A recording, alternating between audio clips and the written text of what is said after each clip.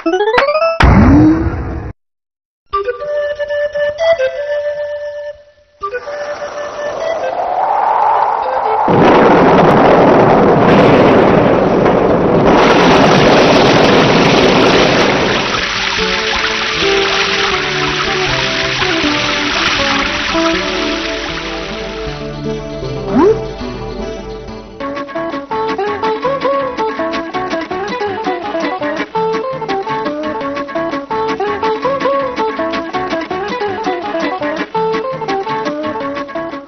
মন্ত্রী মশাই, ইলিশ কিনে নিতেছেন?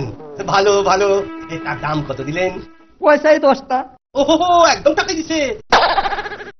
আমি কাল পয়সা 12টা আনলাম আর আপনি কিনে 10টা। আরে নাহি না, এ হলো খাঁটি পদ্মার ইলিশ। এর চেক নাই দেখেছেন? এর স্বাদই আলাদা। আচ্ছা তাই বুঝি? বেশ বেশ, তাইলে বৌমারে কইবেন আমার লাগে একটু রাইদা দিতে। পরে এই কাজের লোক দিয়া আমার বাড়ি পাঠাইয়া দিলেই হইব। একটু চাইখা দেখুন। হ্যাঁ, দিমু না কেন? দিমু, ইলিশের আঁশ দিমু। আমার পয়সা দিয়ে কিনা ইলিশ ছাঁটাবি। কিছু কইলেন নাকি মন্ত্রী মশাই? দিমু, ইলিশ পাঠাইয়া দিমু। বেশ বেশ। যাই, তাড়াতাড়ি বাড়ি যাই। বাড়িতে গিয়ে বলতে হবে সর্ষে বাটা দিয়ে ইলিশ রাখতে। মন্ত্রী মশাই, ও মন্ত্রী মশাই, কি ভাবছেন? ইলিশ নিয়ে যাচ্ছেন বুঝি? না না, মানে এই আর কি। কেন বলুন তো? বলছি কত দিলেন? বেশ সস্তা না? হ্যাঁ, মানে একদম জলের দাম। তাহলে কবে হচ্ছে ইলিশ ভোজ? আমার সাথে। বেশ বেশ, কাল প্রাতে আমি হাজির হয়ে যাব। আজ তাহলে বিদায় দিন, কাল দেখা হবে। আসুন।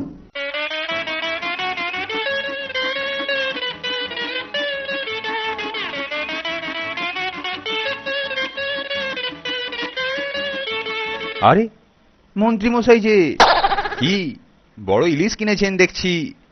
সস্তা বুঝি? হ্যাঁ হ্যাঁ, সস্তা, তবে বিনা পয়সায় নয়। যাব বাবা, এ তো আচ্ছা ঝামেলা। আমি আবার কবে বললুম যে ইলিশ বিনা পয়সায় পাওয়া যাচ্ছে? বড় বড় লোকেদের সব বড় বড় ব্যাপার। উফ, পাঁচলুম, আর কাউকে উত্তর দিতে হবে না। দেখি দেখি, কি সুন্দর ইলিশ গো। কত নিল গো? নিশ্চয়ই তো সস্তায় পেয়েছো। উফ, সস্তায় মেরে ফেললে। সবার মুখে একই কথা, সস্তা সস্তা সস্তা। সস্তা নিকুচি করেছে।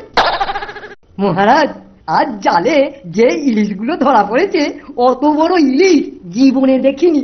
মহারাজ, সত্যি বলছি। থামুন তো, আপনি মহামন্ত্রী না মাছের কারবারি? আমি দুঃখিত, এটা যে ইলিশের সময় তা আমি ভুলেই গিয়েছিলাম। এখন কেউ এই গল্প বন্ধ করতে পারবে না। আচ্ছা মন্ত্রী, রাজপ্রাসাদ থেকে বাজার তো বেশ দূরে। হ্যাঁ মহারাজ, খানিকটা দূর তো বটেই। কেউ ইলিশ কিনলে রাস্তার মধ্যে বিভিন্ন প্রশ্নের উত্তর দিতে হয়।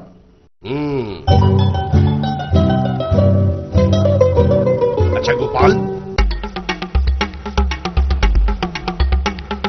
10 মিনিটের জন্য এই ইলিশের গল্প বন্ধ করতে পারবে?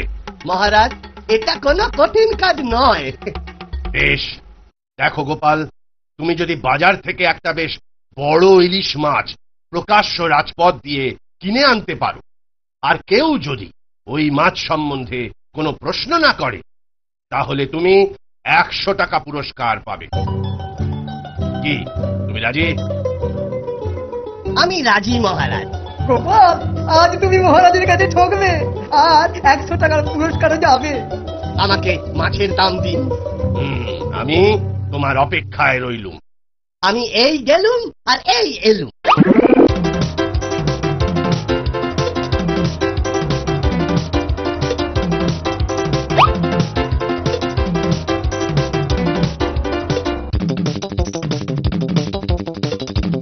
দেখি গো, পাগল হলে নাকি? এইসব ছাইভুষো মাখছো কেন? সাচ্ছি গো, সাচ্ছি। মাছ কিনতে যাব তো, তাই সাচ্ছি। ওগো, তুমি কি পাগল হলে নাকি? না গো না, যখন 100 টাকা হাতে দেব তখন বুঝবে এ সাজের মহিমা।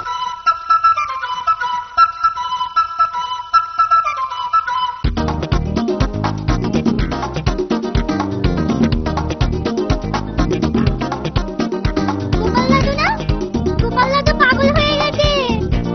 আরে একটা পাগল আসছে। এ তো মনে হচ্ছে গোপাল ভাঁড়। এইভাবে রাজপ্রাসাদে ঢোকা যাবে না। মহারাজের আদেশ আছে। আটকাও লোকটাকে। আগে হুজুর, আপনি ভুল করছেন, ও লোক নয়, ও গোপাল। রাজসভা এভাবে কেন? মহারাজ বোধহয় ভুলে গেছেন। ভুলে গেছি? কি ব্যাপার বলো তো? মহারাজ, ইলিশ এনেছি মহারাজ। রাস্তায় কেউ কোনো ইলিশ সম্পর্কে প্রশ্ন করেছে কিনা লোকজনকে জিজ্ঞেস করুন। এখন আমার পুরস্কার 100 টাকা। সবর করো, আমি খোঁজ খবর নিই।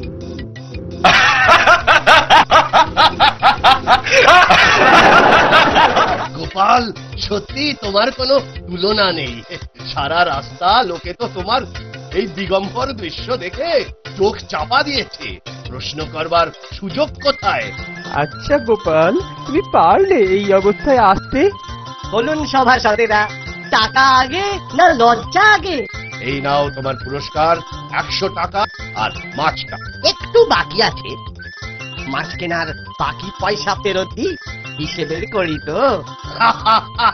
তুমি শুধু ভাঁড় নও গোপাল, তুমি সৎ বটে।